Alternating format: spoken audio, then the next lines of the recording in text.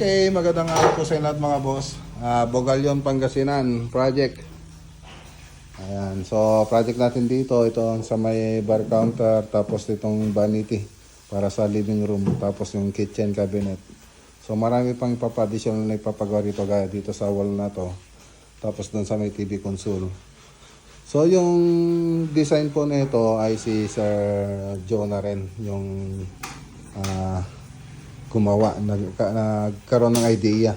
So tayo kung ano yung mga gusto niya mangyari dito sa bahay niya. So yun po yung ano natin ginawa. So katulad na ito, yan. So yan.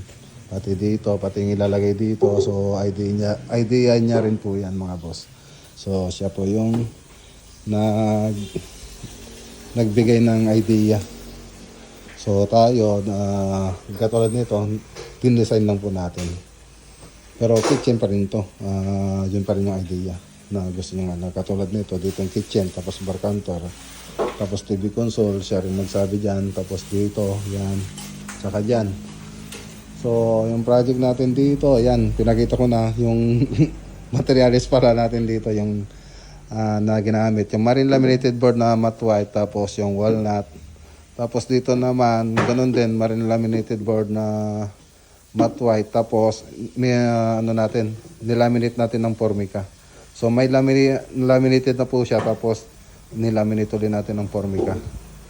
So, ganun po yung ginawa natin sa mga pinto. Yan. Para pag titignan mo dito sa labas, glossy. Glossy siyang tignan kasi matte white kasi itong marine laminated board na ginamit natin dito. So gusto ni sir, glossy siya. Kaya yan, pinormikan po natin yung bandang labas.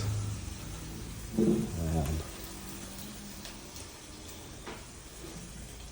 Okay, so mayroon na rin siyang aluminum profile pati doon sa baba. So may diffuser na rin siya, may LED lights din po yan siyempre. Okay. So, yan lang yung update dito sa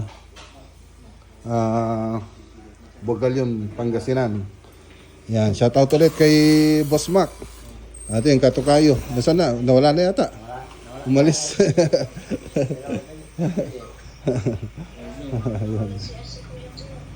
Okay.